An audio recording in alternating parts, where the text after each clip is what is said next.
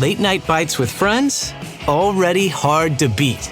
That first too hot bite of fries you couldn't wait for, followed by ice cold Pepsi. Now that hits different. Suddenly, the energy kicks back in, the night goes longer, and the laughs don't stop. Because Pepsi brings out more flavor, more fun, and more of the moment. Food deserves Pepsi. Grab a Pepsi Zero Sugar today. I'm Glenn Washington from Snap Judgment, the storytelling podcast from KQED.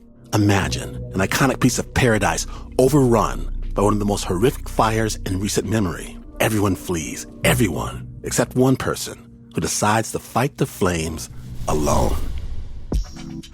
The moment when nature, institutions, and technology fail at the exact same time. That's All Systems Down, a new Snap Judgment miniseries from KQED. Tap to listen now. Alors, un petit sujet de podcast éclair, puisque je me suis levée ce matin, je me suis dit, vas-y, je fais ça. Pourquoi ? Alors, ça va pas, je sais pas, vous apporter grand-chose, j'ai l'impression en fait. C'est juste un papotage, une réflexion par rapport à une situation que je rencontre. Et je pense que j'ai plus besoin de vous et de vos retours d'expérience que moi vous apporter mon retour d'expérience parce que je ne l'ai pas encore fait. Le titre de ce podcast, vous l'avez vu, c'est « Tout quitter par amour ». Est-ce que c'est bien ? Est-ce que c'est pas bien ? Est-ce que il faut le faire ? Est-ce qu'il faut pas le faire ? Bref, moi, je vais vous poser le truc, hein, vous allez voir pourquoi je fais ce type de podcast. Vous allez vous dire, ah, qu'est-ce qu'elle chie dans la colle, la ponycorn ? Qu'est-ce qu'elle va tout quitter encore ? Non, je ne chie pas dans la colle. Je vis une histoire d'amour extraordinaire avec mon chéri Flo depuis maintenant un peu plus d'1 an et demi. C'est une histoire d'amour mature puisque moi j'ai 41 ans et lui il en a 38. On a eu une vie avant et c'est notre deuxième vie quelque part, hein, moi j'appelle ça comme ça. On reconstruit quelque chose sur des bases qu'on veut solides et justement c'est plus les mêmes réflexions qu'à 20 ans. Et je discutais ce week-end notamment avec quelqu'un où on parlait de ça. Et où cette personne avait vécu la même situation que moi, mais elle, ça n'avait pas marché, elle a tout quitté par amour, et puis en fait, elle est revenue après sur ses pas, et elle me disait oh, j'aurais dû avoir la réflexion que tu as aujourd'hui, à savoir bien réfléchir avant de le faire, peser le pour et le contre, etc., parce que moi, je me suis jetée corps et âme dans ce truc-là, et au final, ça n'a pas marché, et la différence entre cette personne et moi, c'est que cette personne, quand elle a fait, elle est partie comme ça, elle a tout quitté, elle avait 20 ans. Moi, aujourd'hui, j'en ai 41 et c'est ce que je lui ai dit. Je lui ai dit, à 20 ans, j'aurais même pas réfléchi. Je serais partie, j'aurais tout quitté, j'aurais pas réfléchi. Et me dire, bon, pose les bases là, parce que tu pars dans le vide. Oui, exactement. Donc, les bases, pour ceux qui écoutent mes podcasts depuis longtemps, vous savez que j'ai voulu partir aux États-Unis avec Flo ou au Canada, et puis en fait non, et puis le deal c'était que après le Canada ou les États-Unis, si on était parti, on partirait dans sa région natale en Bretagne, sauf que ça je le sais depuis le début, pas on, mais lui. En fait, quand j'ai rencontré Flo, il m'a toujours dit, il ne me l'a jamais caché, dès le premier jour où on s'est parlé, il m'a dit qu'il était temporairement ici, que pour lui, il était venu en Vendée pour du travail, qu'il avait quitté ce travail pour des raisons que je n'évoquerai pas dans ce podcast. Et du coup, il n'avait plus aucune attache en Vendée, mais il voulait repartir dans sa région natale qui est la Bretagne, dont il est très, très, très attaché. Alors, je ne sais pas si vous connaissez des Bretons dans votre entourage, mais ce sont des personnes qui sont extrêmement attachées à leur culture, à leur terre, à leur région. On pourrait dire qu'ils sont chauvins, mais c'est bien plus que ça. Chauvin, je trouve que c'est un peu péjoratif. Et en fait, c'est bien plus que ça. Ils sont imprégnés. C'est comme les Corses, en fait. Les Bretons, c'est comme les Corses. Ils sont imprégnés de leur culture, ils ont une culture à part entière, ils ont une identité, voilà, c'est ça, c'est même plus qu'une culture, c'est une identité à part entière. Et ils sont jamais vraiment détachés de leur identité. Quand vous avez des Bretons qui migrent dans une autre région de la France, ils sont toujours, enfin franchement, hein, vous m'arrêtez si je me trompe, mais ceux qui connaissent des Bretons le savent, ils sont toujours reliés, rattachés à leur identité, à leur région, etc. Et ils souffrent de ça. Et Flo, c'est le cas. Il a besoin de retrouver ses terres, il a besoin de retrouver les siens, sa famille, ses amis, ses terres, voilà. Il me l'a toujours dit. Quand on s'est rencontrés, c'était quasi imminent, hein. Il devait partir quelques mois plus tard. Et en fait, il n'est pas parti parce qu'il m'a rencontré. Mais ça n'a jamais été question qu'il reste en Vendée, quoi, hein. Ça a toujours été qu'il partirait quoi qu'il arrive. Mais forcément, quand tu rencontres quelqu'un et tu tombes amoureux de cette personne, t'as pas trop envie de partir tout de suite. Surtout que moi, je lui ai toujours dit aussi, et c'est pour ça qu'on s'est mis ensemble, que je n'étais pas fermée à partir. Alors, je sais que quand j'ai dit ça, mais pour être totalement honnête avec moi-même, j'ai pas trop réfléchi. Moi, il me plaisait, je me suis dit, vas-y, c'est un mec bien, pour une fois. Ça faisait 2 ans que j'étais dans un no man's land de sentimental. Alors, j'étais clairement célibataire, avec des histoires par-ci, par-là, un peu catastrophiques. Et là, je me trouvais bien célibataire et j'avais pas envie de me mettre en couple, mais je me suis dit, ce mec-là, putain, c'est waouh, c'est une perle parmi les tocards, quoi. Et je m'étais dit, pourquoi pas essayer? Mais ça n'engage à rien. Enfin, quand tu te connais pas, tu dis ça. Et lui, son truc, et c'est quelqu'un de très respectueux, très honnête, Flo, il me l'a dit. Il m'a dit, moi, je cherche pas d'histoire ici. Puisque si je rencontre quelqu'un ici, ça m'intéresse pas, j'ai pas envie de rester là. Donc moi, il me l'a dit dès le départ. Il m'a dit, voilà, moi, je veux partir en Bretagne. Il sentait qu'il y avait quelque chose entre nous. Et il m'a dit, je veux partir en Bretagne, mais si toi, tu veux pas me suivre, on se voit. Et puis, en gros, il m'a pas vraiment dit ça comme ça. C'était pas un contrat, parce qu'on se connaissait pas et puis on savait pas si ça allait être une histoire sérieuse ou pas. Enfin, ça n'a jamais été question de pas être une histoire sérieuse, mais on ne savait pas si ça allait pas marcher, si ça allait marcher ou pas. On savait que si on se mettait ensemble, c'était sérieux, mais on savait pas si ça allait marcher. En fait, quand tu connais pas l'autre personne, tu sais pas. Donc voilà, il n'y avait pas de plan sur la comète. Mais en gros, je sais plus comment il m'a dit ça, mais il m'a dit que si moi, j'étais totalement fermée à partir en Bretagne, voilà, il se fermerait, quoi. Enfin, pour lui, ce serait pas une histoire sérieuse. Donc, moi, clairement, j'avais pas envie que ce soit pas une histoire sérieuse. Et sincèrement, en toute franchise, je me suis dit, pourquoi pas, en fait. En plus, à l'époque, j'avais envie de bouger. Que ce soit... Alors, vous entendez les tracteurs, là. On se croirait dans le motel de San Francisco, pour ceux qui ont écouté mes podcasts aux États-Unis, avec la feuille de cigarette en tant que fenêtre, là. C'est infernal. Je n'en peux plus. Pourtant, j'ai des super doubles vitrages, mais je sais pas, on entend tout. C'est chiant. Bref, petit aparté. Donc, bref, je sais plus où j'en étais. Voilà, il me dit ça, il me dit, écoute, voilà, moi j'avais pas envie que ce soit pas une histoire sérieuse en fait. Je me dis, putain, c'est un mec bien et tout. Et en toute franchise, voilà, je reviens à ce que je disais, j'avais envie de bouger. J'étais partie pour partir à l'étranger. Moi c'était mon projet, hein, partir 1 an ou 2 à l'étranger, aux États-Unis notamment. Et je me suis dit, pourquoi pas en fait. La Bretagne, en fait, moi je suis pas fermée, c'est pas très loin de chez moi au final. Puis ça fera de l'air pur. Oui, on verra quoi. Voilà, on verra. Sauf que l'histoire est devenue sérieuse, même très sérieuse. On est tombés très amoureux. Ça a très bien fonctionné. À tel point qu'on s'est mis en ménage ensemble au bout de... Ça faisait un peu plus de 6 mois qu'on était ensemble. Et cette question, elle est revenue en fait. Est-ce que je veux vraiment partir en Bretagne ? Et là, moi, j'ai commencé un peu à paniquer parce que je me suis dit, ouais, mais non, en fait, moi, j'ai envie de partir aux États-Unis, quoi. Et je le fais pas non plus parce que je suis avec Flo. Donc, j'ai commencé à lui en parler. Je lui ai proposé de partir avec moi. Chose qu'il a mis 2 mois à réfléchir, il a accepté. Ça s'est jamais fait au final parce que quand je suis partie, je voyais que ça traînait, en fait, cette histoire de partir à l'étranger, de son côté. Et Flo... c'est quelqu'un qui est extrêmement tourné vers les autres, a énormément d'empathie. Et je le connais, je sais qu'il est capable de se sacrifier, entre guillemets, pour faire plaisir. Et je sais que les États-Unis, tout ça, c'était pas son projet.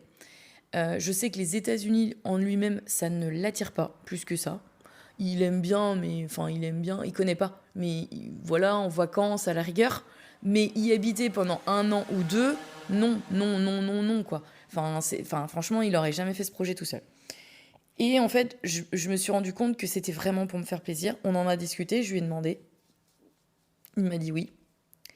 Et donc moi, je suis partie, avant d'avoir cette discussion, je suis partie aux États-Unis pendant 3 mois parce que ça me brûlait trop l'envie. En fait, ça faisait trop longtemps que je repoussais ce projet. Et je me suis dit, vas-y, je vais partir en éclaireuse pendant 3 mois. Et puis, comme ça, je ferai le ménage. On aura des pistes pour machin. Sauf que quand je suis rentrée, j'ai vraiment posé la discussion avec lui pour lui dire, est-ce que tu es sûr ? Parce que pendant 3 mois, quand je suis partie, je me suis rendu compte de plein de choses. Que la vie, elle était très chère, qu'il était très difficile de travailler aux États-Unis et d'avoir un visa, qu'on pouvait le faire, mais qu'il fallait vraiment être sponsorisé par une entreprise. Ce qui disait être sponsorisé disait vraiment un projet à long terme. Parce qu'au début, on se disait, ouais, on part 1 an ou 2, mais si on n'est pas bien, on part que 3 à 6 mois. Bah non, en fait, parce que ça coûte énormément d'argent si tu ne trouves pas de boulot aux États-Unis. Moi, clairement, j'ai payé 2 bras de jambes. Enfin, si vous avez écouté les podcasts, vous savez. Je me suis saignée, c'était mon projet de vie, je me suis saignée pour ces 3 mois. Et il faut trouver un travail en fait pour subvenir à ses besoins. Les logements, c'est extrêmement cher, la bouffe, c'est extrêmement cher. C'est pas du tout la même culture que chez nous. Donc il y a un vrai mal-être du pays aussi. Et lui qui est breton, je me disais, ça va être la catastrophe, il va dépérir quoi. Donc je me suis dit, quand je vais revenir, on va avoir une discussion parce que il faut que je lui dise que en fait c'est pas tout beau, tout rose, parce que c'est vrai que moi quand je suis partie pour 3 mois, en fait c'est ça, c'est fou, je sais pas, je pense que j'ai été élevée dans cette génération du rêve américain là, où tu te dis que quand tu pars aux États-Unis tout est beau, tout est rose. Pas vrai, absolument pas. Déjà de 1, tout est pas beau et tout est pas rose. De 2, c'est pas du tout la même culture que chez nous. Moi ça m'a rendu, comment dirais-je, je suis pas du tout fan de la culture américaine. Aujourd'hui, avant de partir, j'étais une fana de la culture américaine. J'ai grandi avec les Mamans, j'ai raté l'avion, les Retours vers futur, les flics de Beverly Hills et compagnie. J'ai grandi à la série culte Beverly Hills. J'ai grandi à l'américaine. Il y avait Dallas, il y avait Melrose Place, il y avait Santa Barbara. Il n'y a que les vieux et les vieilles qui me comprendront.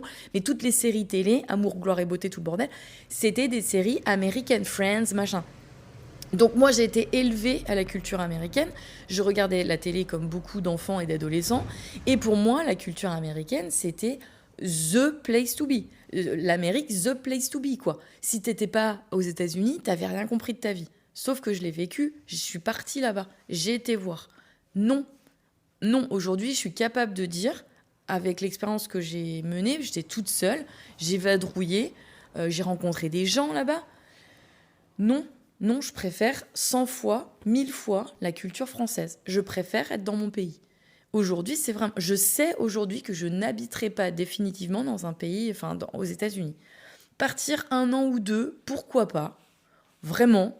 Si, je sais pas, ma vie change complètement du tout au tout, pourquoi pas ? Et encore, je pense que je serais plus attirée par le Canada ou l'Australie maintenant que je connais pas, plutôt que repartir aux États-Unis. Voilà, tout ça pour vous dire que finalement, tant qu'on n'a pas vécu le truc, on s'en rend pas compte, quoi. Et là, je me suis vraiment rendu compte en 3 mois que, en fait, c'est pas tout beau tout rose. La culture, c'est pas la même. On se sent seul parfois. Alors moi j'étais toute seule, ok, mais j'aurais eu quelqu'un avec moi, j'aurais eu Flo avec moi, on se serait senti seul tout pareil. Parce que la culture est différente, la culture sociale est différente. Moi j'ai rencontré des gens là-bas, j'ai été dans des soirées, j'ai été invitée dans des soirées d'entreprise, des trucs comme ça. J'ai été invitée à une Super Bowl party notamment d'une entreprise. Ce qui fait que j'ai rencontré plein de gens. Et en fait j'ai vu comment les gens socialisaient aux États-Unis. C'est méga fake. C'est méga fake. Tu peux pas... clairement, moi, je vois pas comment tu peux te faire des amis pour la vie aux États-Unis. Même entre eux, ils sont amis temporairement, quoi. Ils sont amis par intérêt. En fait, c'est très curieux, la culture américaine. Ils ont pas de... Enfin, on n'est pas là pour faire un podcast sur la culture américaine. Si vous avez envie d'en savoir plus, vous pouvez écouter. Hein. J'en ai fait plein de podcasts sur les Américains, la culture américaine, comment c'était et tout ça. Donc, vous irez écouter. Mais pour conclure le truc, on ne peut pas se faire de liens fiables, comme en France. En France, tu es ami avec quelqu'un, tu as un ami d'enfance, même si tu ne le vois pas pendant 5 ans, quand tu vas passer dans sa région, tu vas aller le voir. Quand il va passer dans ta région, il va venir te voir. Vous continuez de vous donner des nouvelles, etc. Aux États-Unis, c'est pas du tout le cas. Tu as changé de région, tu n'as plus ton ami d'enfance, physiquement devant toi, à côté de chez toi, machin, il te sert plus à rien, il n'existe plus. Véridique, mais véridique. Hein. Je l'ai vécu, enfin, j'ai rencontré des gens là-bas, et en plus, je connais des Américains en France qui me l'ont confirmé. Donc, et des Français qui vivent aux États-Unis qui me l'ont confirmé. Donc, vraiment, c'est typique de la culture américaine. Donc, moi, c'est pas du tout. Et Flo, je le connais par cœur, il est hyper loyal en amitié. C'est pas du tout son délire. Donc, je pense qu'on aurait été malheureux. Bref. Donc, on en est où je me dis pourquoi pas. Sauf que, quand je suis revenue des États-Unis, que Flo m'a dit ben non, on va pas faire ce projet-là. Parce que machin, je le ferai pour te faire plaisir. Moi, c'était hors de question qu'il fasse ça pour me faire plaisir. La question de partir habiter en Bretagne s'est reposée. Mais du coup, beaucoup plus proche. Et là, moi, je me suis dit, waouh, meuf, réfléchis en fait. Réfléchis. Parce que tu n'as jamais quitté ta région pour personne, ni pour toi, ni pour quelqu'un d'autre. Deuxièmement, est-ce que alors, tu fais ça par amour pour suivre ton amour de ta vie, d'accord. Mais est-ce que tu le fais pour toi ? Qu'est-ce que tu vas trouver pour toi là-bas ? Et là, quand je me suis posé la question, je me suis dit, waouh, je sais pas. Il va falloir que je réfléchisse. Ce podcast, c'est vraiment, j'aimerais recueillir des gens qui sont partis par amour, ou pas, hein, ou partis à cause du travail, ou je ne sais rien, partis de leur région natale, qui ont tout quitté pour aller dans une autre région de France. Pas forcément à l'étranger, parce que je dirais que c'est un peu tronqué vu qu'on n'a pas la même culture, mais vraiment en France. À savoir, qu'est-ce que ça vous a apporté ? Qu'est-ce que vous referez ? Qu'est-ce que vous ne referez pas ? Qu'est-ce que vous auriez aimé améliorer dans ce départ ? Qu'est-ce que vous auriez aimé faire plutôt que différemment ? Voilà, j'aimerais recueillir des témoignages comme ça. Je pense que ça m'aiderait et ça me rassurerait, je pense, ou pas. Mais ouais, ce podcast, c'est vraiment... c'est un podcast égoïste, hein, les gars. C'est un podcast où je récupère des trucs pour moi. Mais donc ma réflexion, ce serait ça. J'aimerais, alors, n'hésitez pas, si vous préférez, en commentaire sous ce podcast, si vous avez envie que ce soit public. Si vous avez envie que ce soit privé, vous voulez garder pour vous et pour moi, vous pouvez m'envoyer un message privé sur Instagram, ponycorn-le-blog ou ponycorn-lifestyle, suivant ce que vous avez envie de faire. Suivant si vous préférez le sport, les voyages, c'est lifestyle. Si vous préférez l'équitation et l'humour, les sketchs, c'est ponycorn le blog. Je lis tous les messages. Je réponds à 99% des messages. Les messages que je ne réponds pas, c'est les messages de gros dégueulasses. Mais non, mais avec plaisir. Moi, ça me permettrait de... Comment dirais-je ? Je pense d'avoir des expériences, des retours et peut-être de m'aider dans ma réflexion, même si elle est déjà bien avancée. Donc aujourd'hui, vous allez me dire, alors t'en es où ? C'est quoi le deal ? Donc le deal, c'est qu'on parte habiter en Bretagne, que je plaque tout ici. Alors c'est un gros sacrifice, hein, parce que c'est ma région, déjà. Moi aussi, je suis très attachée à ma région. Je suis vendéenne de cœur. Plus. Ma grand-mère, du côté de ma grand-mère, c'est des origines chouans. Donc, c'est-à-dire que de la guerre de Vendée, avec un ancêtre qui était sabotier en plein milieu de la guerre de Vendée. Donc, pour ceux qui ne connaissent pas cette histoire, faudrait que je fasse un podcast là-dessus parce que c'est passionnant et c'est horrible. C'est un des plus gros génocides français, faut le savoir. Ça a été reconnu par Alexandre Solzhenitsyn qui a publiquement fait un discours là-dessus et qui a présenté ses excuses au nom de la France. Je crois qu'on a eu plus de 300 000 exécutés. De toute façon, c'était pendant la Révolution, hein, c'était pendant la Terreur, donc dans toute la France, ça a été un cauchemar, hein. Mais les Chouans, hein, c'est pas que des Vendéens, c'est vraiment la région Poitou-Charentes, le sud Loire-Atlantique, je crois, euh, Poitou-Charentes, donc les Deux-Sèvres, et le nord Charente-Maritime, si je dis pas de conneries, plus toute la Vendée, bien sûr. Tout ça, ça a été exterminé, brûlé par les Bleus. Donc si vous connaissez pas, je vous invite à aller au Puy du Fou, voir la Cinécénie. Ça vous donnera un peu l'histoire de la Vendée. Et puis même tous les spectacles du Puy du Fou retracent en fait l'histoire de la Vendée. Et notamment le dernier Panache, qui est un des spectacles les plus incroyables du Puy du Fou et qui retrace l'histoire de la guerre de Vendée. C'est une horreur cette époque-là. Bon bref, on va pas faire un podcast sur la guerre de Vendée, mais un de mes ancêtres du côté de ma grand-mère sont des Chouans, sont issus de cette période-là. Donc moi, je suis extrêmement attachée à ça. Je suis très, très, très, très fière d'habiter dans la région de quelques-uns de mes ancêtres, parce que je suis un melting pot pas possible, hein. J'ai des origines italiennes, j'ai des origines portugaises et j'ai des origines chouans. Donc c'est très, c'est très éclectique et ça fait un mélange explosif, mais bref. Et du coup, je suis très attachée à ma région. Très, très, très, très, très. J'ai ma famille ici, même si je ne suis pas quelqu'un de très, très, très proche de ma famille, j'aime ma famille. Donc, je suis quand même, j'ai envie de les voir de temps en temps. J'ai mes amis ici, même si mes amis d'enfance sont un peu éparpillés dans toute la France et que je les vois très peu. J'ai mes potes ici. J'ai mes amis, quoi. Donc, ça va me demander de tout sacrifier. J'ai mes clients de massage. Voilà, je suis installée là depuis depuis que j'ai 4 ans, quoi. 5 ans. Donc, j'en ai 41. C'est un truc de fou. C'est quand même... de faire ce sacrifice, pour moi, c'est énorme. Vraiment énorme.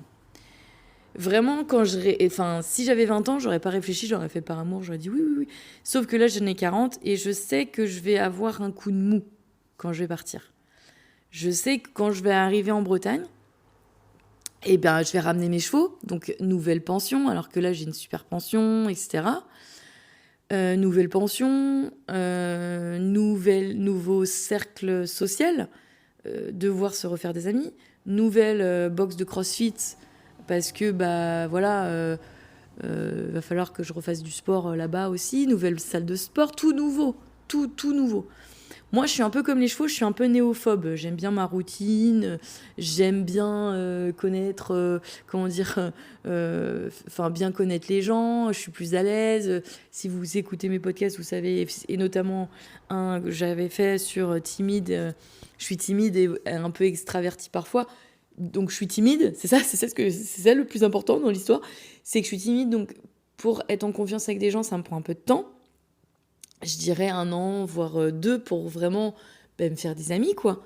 Ça prend du temps, donc je sais que je vais avoir quelques années, pas avides, mais le temps que de se faire des amis, d'avoir confiance en les gens, etc., etc., etc. Je sais que c'est une région magnifique, enfin, nous, on hésite encore entre le sud, type Morbihan et Côte d'Armor, mais ce sera, je pense, à 90% les Côtes d'Armor. J'adore, moi c'est un coup de cœur, hein, les Côtes d'Armor, clairement. J'avais visité, avant de rencontrer Flo, j'ai visité une fois la Bretagne, c'était Saint-Malo. J'ai adoré cette ville, mais adoré, mais vraiment, c'était un coup de cœur. C'était un coup de cœur. Et quand j'ai rencontré Flo, après, lui, il est des Côtes d'Armor. Du coup, il m'a fait visiter pas mal de coins de la Côte d'Armor. C'est incroyablement magnifique. Et on a visité un petit peu le sud, on a visité le centre, parce qu'il a la famille dans le centre. C'est très joli. Le sud, c'est très joli, mais moi je trouve que ça ressemble beaucoup au 44, à Loire-Atlantique, au département à côté de chez moi. Je suis moins fan que les Côtes d'Armor, qui sont, pour moi, je trouve que c'est incroyable. L'eau est magnifique, les côtes sont magnifiques, c'est très sauvage, c'est incroyable. Les Côtes d'Armor, c'est magnifique. Donc je pense qu'on ira côté Côte d'Armor, sa famille étant là-bas. Bon, là c'est pareil, de se retrouver, j'en ai parlé hein, bien sûr avec sa famille, mais de se retrouver aussi dans sa belle famille, à côté de sa belle famille, Ça veut dire que tu vois ta belle famille très souvent. Ils sont très très famille dans la famille de Flo. Par contre, il y a énormément de respect. C'est pas du tout des gens genre qui viennent chez toi, taper chez toi et tout, pas du tout. C'est des gens extrêmement respectueux. Donc moi, je suis pas inquiète du fait qu'ils vont venir empiéter entre guillemets sur ma vie privée parce que je suis quelqu'un d'assez, je suis indépendante et je supporterai pas que ma propre famille ou ma belle famille viennent tous les week-ends chez moi. Ça me casserait. Bon, donc ça, je suis pas inquiète parce que ce sera pas le cas. Mais ça veut dire que moi, je vais être loin de ma famille, comme c'est le cas pour Flo actuellement, mais je vais être proche de ma belle famille. Donc c'est tout un mood différent. Alors heureusement, j'adore ma belle famille. J'ai des beaux-frères. Flo a 3 frères et une sœur, et donc des belles-sœurs, parce qu'il y a les chéris des beaux-frères et ma belle-sœur, la sœur de Flo, qui sont génialissimes.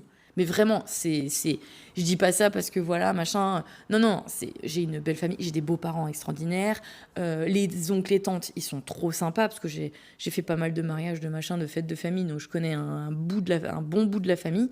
Les cousins, machin, ils sont adorables. Enfin, vraiment, j'ai beaucoup de chance. J'ai une belle famille extraordinaire. Donc ça déjà, ça aide énormément parce que, admettons, je me dis, je me serais pas du tout entendue avec la belle-mère, comme ça peut être le cas parfois, comme ça m'est arrivé quelques fois dans ma vie.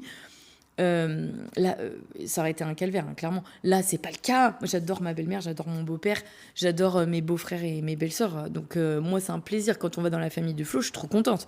Quand on fait un week-end, parce que actuellement, c'est ça, on part, c'est à 3 heures de route, donc on part faire des week-ends. Mais j'adore. C'est trop bien. C'est des super fêtes de famille, il y a toujours une super ambiance. Moi, je me sens comme un poisson dans l'eau. Il n'y a pas plus tard que ce week-end, mon beau-père me dit non, mais t'arrêtes de demander des trucs, t'es ici chez toi. Enfin, je veux dire, ça fait 1 an et demi que je suis avec mon chéri. Quand t'as tes beaux-parents qui te disent ça, mais ouah, mais le bonheur, le beau moqueur, enfin, comment ne pas te sentir bien dans une famille comme ça. Donc bref, non, j'ai plein d'exemples qui me viennent en tête comme ça. Après, ça reste ma vie privée et que j'ai pas envie de raconter tout en podcast. Même si vous connaissez beaucoup de ma vie, c'est souvent ma vie passée que je vous raconte. Ma vie actuelle, j'ai envie de la garder un peu secrète, de la préserver parce que justement, c'est mon petit jardin secret et c'est à moi. Et j'ai plein d'exemples qui me viennent en tête comme ça, de moments de famille incroyables qui font chaud au cœur et qui me font me sentir vraiment bien dans cette belle famille. Donc ça, c'est pas un calvaire. Vous allez me dire, mais alors de quoi t'as peur ? Je sais pas. J'ai peur de pas retrouver mes marques, de pas me sentir bien, de me sentir seule. Alors, moi, j'aime être seule, c'est pas le problème. Mais se sentir seule et être seule, c'est différent. Moi, j'aime être seule. Là, je suis souvent seule, hein, je travaille seule, etc. Mais, comment dirais-je, je ne me sens pas seule. Parce que j'ai mes copains, parce que j'ai ma famille, parce que j'ai mes copines de cheval, parce que voilà. Mais en Bretagne, si je pars, je sais qu'au début, je vais me sentir seule.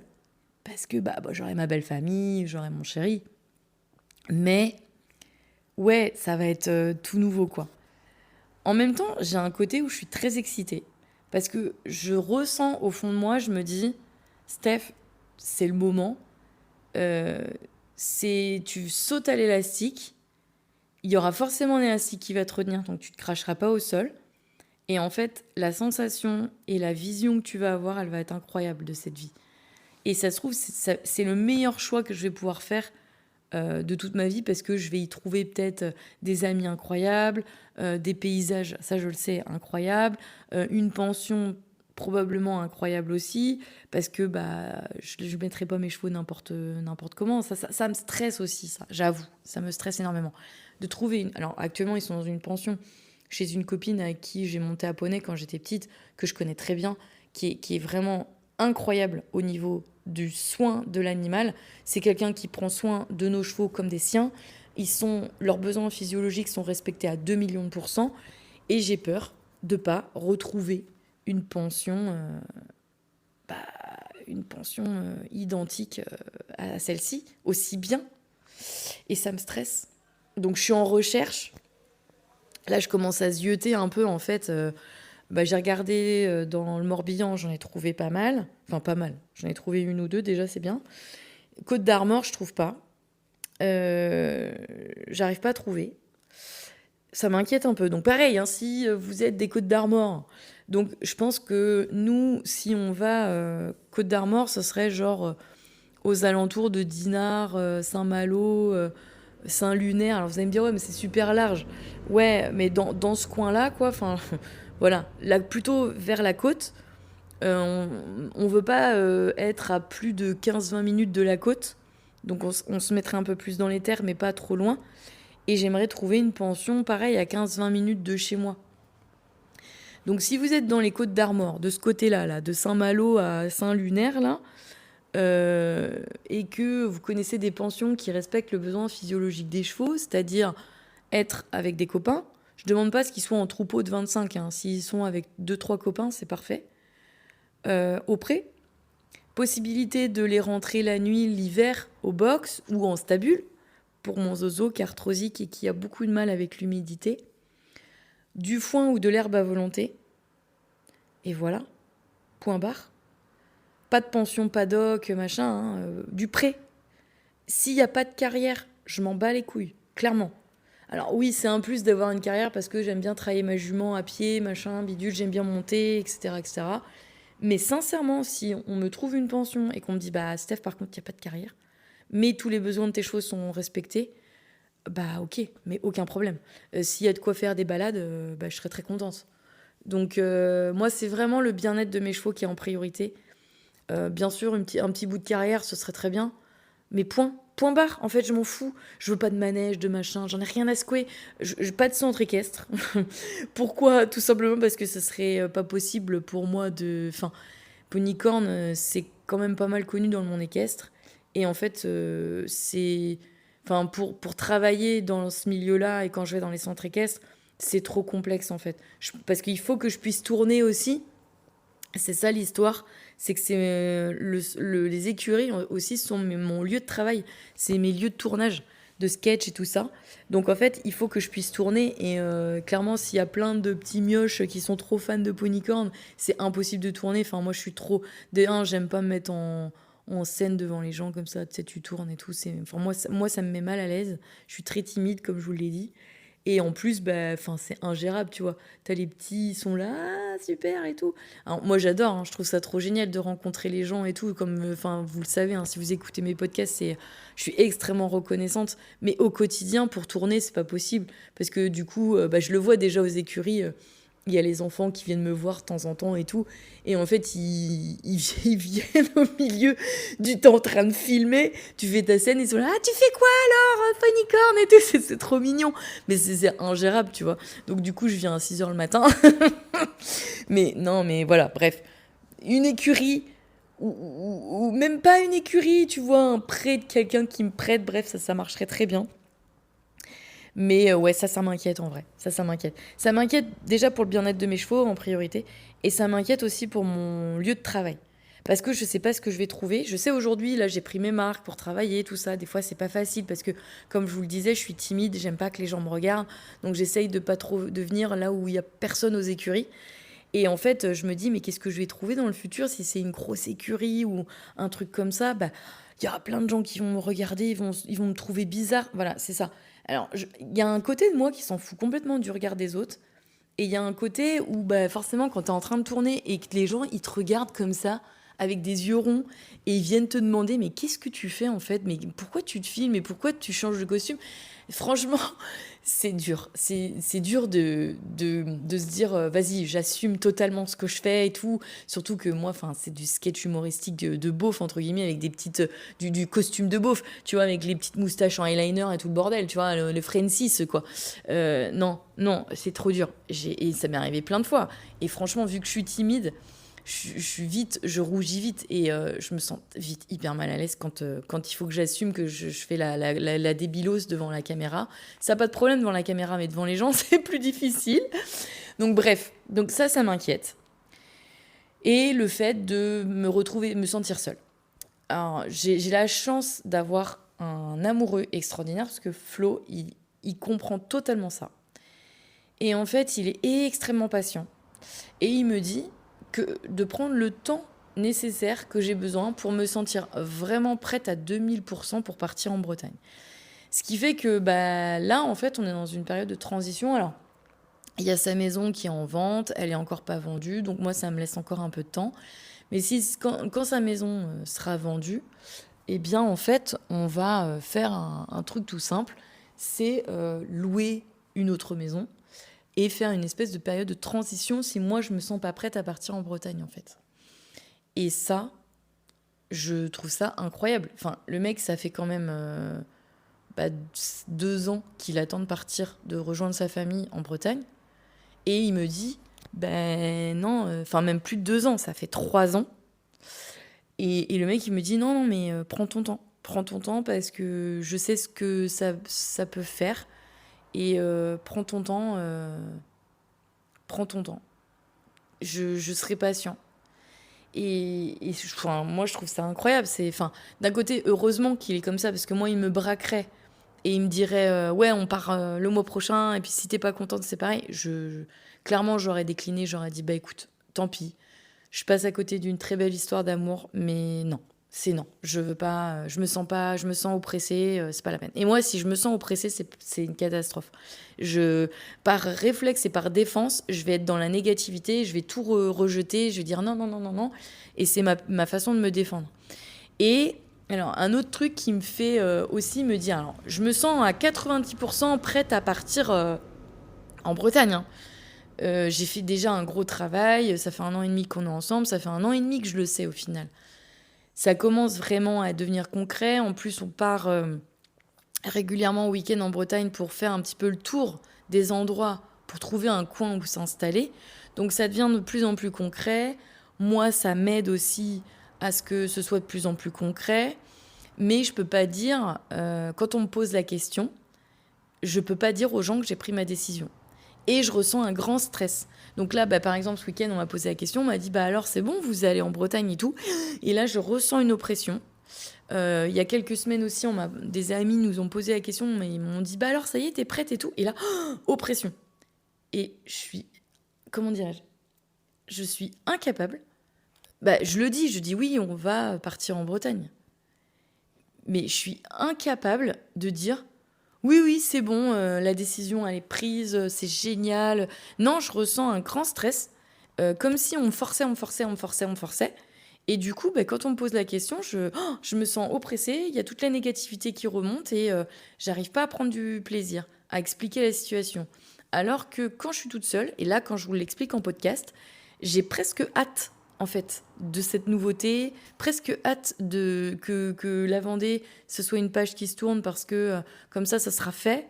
Alors, je sais pas si c'est de la précipitation comme un cheval qui fuit l'obstacle et qui charge son obstacle pour que ce soit vite fini et qu'on n'en parle plus. Je sais pas si c'est ça. Ou si c'est vraiment quelque chose dans le sens où, ouais, super, nouveau projet, nouvelle vie, nouvelle chose, et c'est excitant. Il y a plein de trucs, quand j'y pense, qui vont me faire chier, c'est quitter mes copains de Vendée. Ça, c'est dur, parce que moi, je suis très, très, très sociable, et Flo, pareil. Et donc, Flo, en Vendée, il a des potes, mais ses amis sont en Bretagne et ailleurs, mais c'est vrai que moi, mes potes sont là, quoi. Et je suis très attachée, j'aime beaucoup. Je vois, on a une petite bande au CrossFit, on se retrouve, c'est toujours un plaisir. On se voit 3, 4, 5, 6 fois par semaine. Et ça va beaucoup me manquer, en fait. Et des trucs comme ça, c'est difficile, en fait. Le fait de savoir ma famille très loin. Ma grand-mère, vous savez, hein, si vous avez écouté le podcast, je suis très, très, très, très proche de ma grand-mère. Très fusionnelle. Elle a 94 ans, je sais qu'elle ne va pas durer éternellement. Hein. Et le fait d'être très loin d'elle, je me dis, je vais la voir beaucoup, beaucoup, beaucoup moins. Donc, potentiellement, je vais louper des moments aussi avec elle, des moments en famille. Donc, ouais, ça c'est un peu dur. C'est un peu dur. Mais je suis contente d'avoir fait ce podcast parce qu'au final, je m'aperçois qu'en vous en parlant comme ça ne se dit pas vous en parlant.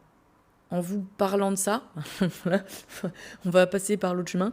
En vous parlant de ça, ça ne me crée pas de stress. Parce que comme je vous disais, quand j'en parle à d'autres personnes, là, ça me stresse en face. Je sais pas, je ressens une oppression. Ce week-end, ça m'a fait ça. C'est ma belle-sœur qui me posait la question. Je me suis sentie oppressée. Je lui ai dit, putain, c'est fou que je me sente stressée, angoissée quand je parle de ça. Et du coup, elle me dit, bah pourquoi et tout. Et je lui dis, je sais pas, je comprends pas. Et là, le fait de le dire en podcast, bon, je suis toute seule, mais c'est quand même une annonce que je fais à plusieurs milliers d'écoutes, donc des gens potentiellement, et ça me stresse pas. Et je suis plutôt contente de vous l'annoncer pour vous dire que j'espère finalement, dans un an, je serai en Bretagne et je vous ferai un podcast de Bretagne. Donc, je suis contente et j'ai presque hâte. Là, c'est même pas, j'ai hâte en fait de cette nouvelle vie. Ça va aussi déclencher beaucoup de choses dans notre vie à deux chez Flo, parce que Flo, là, clairement, il vit un peu en pause. C'est-à-dire que c'est pas notre maison. Enfin, si, c'est sa maison, mais il va la vendre. Donc, on fait pas de travaux dedans. Moi, j'investis pas avec lui. On n'a pas de projet à deux actuellement en Vendée. Donc, la Bretagne, ça va déclencher plein de choses. Ça va déclencher un projet à deux de maison, peut-être plus. Peut-être plus, vous allez dire, mais elle va faire un enfant. Mais non, je peux pas avoir d'enfant, les gars, calmez-vous. Mais non, voilà, je sais que, oui, on a envie d'investir à deux, on a envie de faire des projets tous les deux. Voilà, je vais pas tout vous raconter notre vie privée, mais on a plein de projets à deux. Donc, mais, ça inclut qu'il faut qu'on tourne la page Vendée. On peut pas faire les projets ici pour les tourner, pour les rouvrir. Non, en Bretagne, ridicule. Donc, il faut qu'on tourne la page Vendée pour pouvoir faire des nouveaux projets. Donc, quelque part, j'ai hâte. Et je suis contente de ça. Vraiment. Après, je pense que je suis quelqu'un qui a besoin de beaucoup réfléchir pour prendre une décision. Vous allez me dire encore, elle nous fait chier avec ses signes astro. Oui, je suis balance. La balance a besoin de mesurer le pour et le contre de tout pour prendre une décision. Et elle met 3 plans pour prendre une décision, pas par indécision, par justement trouver la meilleure décision possible pour ne pas regretter et ne pas faire machine arrière. Donc là, c'est clairement le cas. Je pense que je suis vraiment à 95% de la décision prise. Mais il y a les petits 5% de réflexion qui me disent, voilà, t'es bien sûr, est-ce que t'es d'accord pour le faire ? Il y a aussi les petits 5% de me dire, est-ce que ça va marcher avec Flo ? Parce que ça fait qu'1 an et demi. Mais j'ai envie de te dire, je trouve ça bien, en fait, de se poser cette question dans le couple en te disant, forcément, à un moment donné, on se séparera. Vous allez me dire, ah, mais quoi ? Mais qu'est-ce qu'il raconte ? Bah oui, la vie nous séparera. Soit il y en aura un des deux de nous qui va mourir. De toute façon, c'est le cas de tout le monde, les gars. Spoiler alerte, on va tous mourir un jour. Au cas où vous ne le sauriez pas. Donc, la vie nous séparera. De préférence, les deux en même temps. J'espère qu'on partira en même temps ensemble. Ou alors, autre chose, il partira, je partirai, parce qu'il aura peut-être rencontré quelqu'un d'autre. Moi, j'aurai peut-être rencontré quelqu'un d'autre. J'espère pas.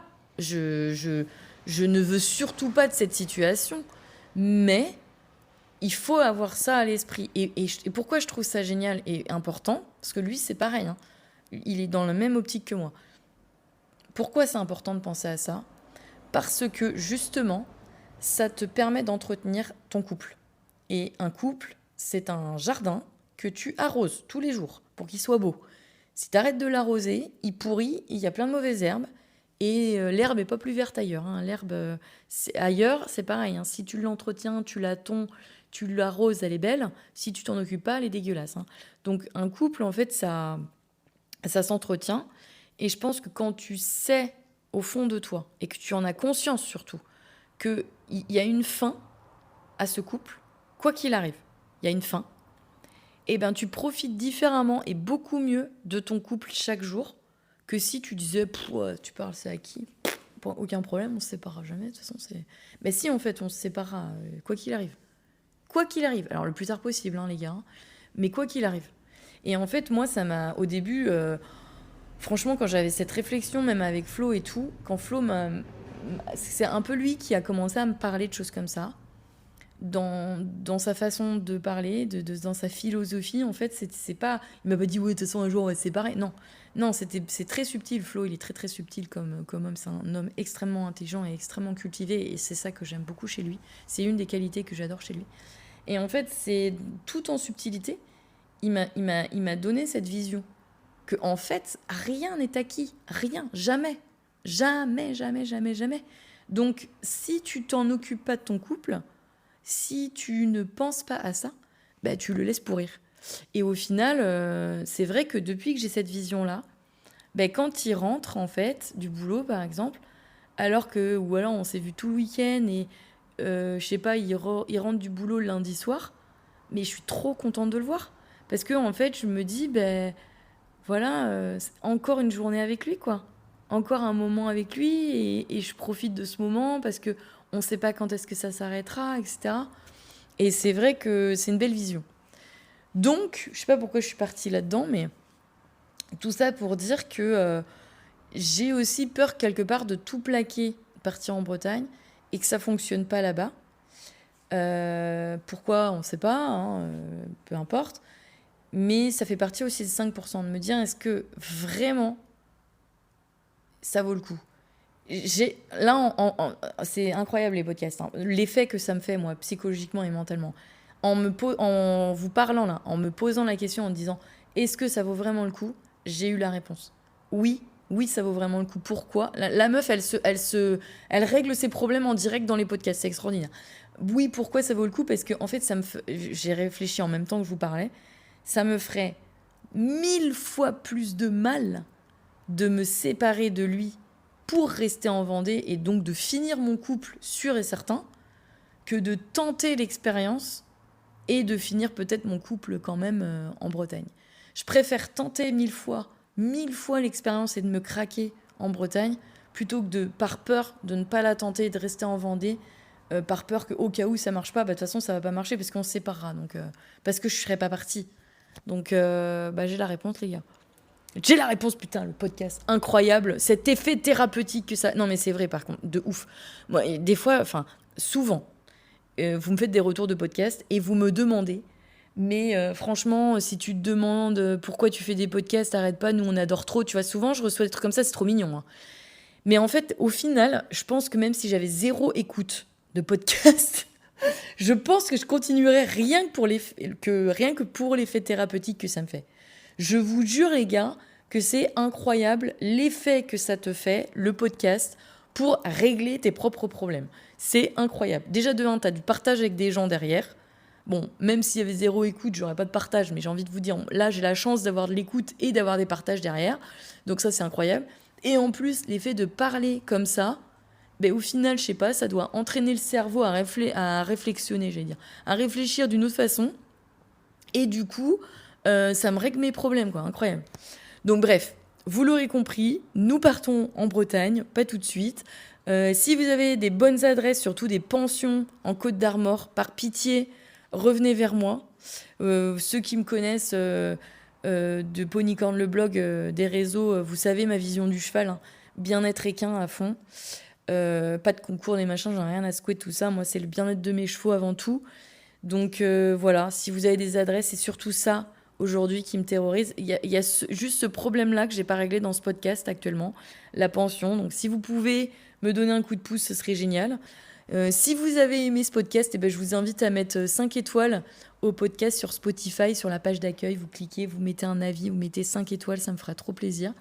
Et puis sinon, abonnez-vous, puisqu'on se retrouve tous les mardis et tous les vendredis à 22h pour traiter de sujets hyper éclectiques, les gars, de société, de vie, de papote. C'est du papotage de copines, en vrai. C'est moi, j'ai mon café, là, que j'ai pas touché depuis 47 minutes parce que je papote avec vous. Et puis, tu prends ton thé, toi, et puis tu m'écoutes ou alors tu fais ton sport, ta rénovation de maison, comme j'en ai qui m'envoient, ou alors le linge, ou ce que tu veux, et t'écoutes le podcast, et puis on papote. Enfin, moi, je papote toute seule, et tu m'écoutes. c'est chelou un peu, le podcast, mais c'est ça. Mais bref, c'est du papotage de copines, donc avec plaisir, tous les mardis, tous les vendredis à 22h. Je vous fais des gros bisous, et merci du fond du cœur d'être de plus en plus nombreux à m'écouter. Je vous embrasse, les copains.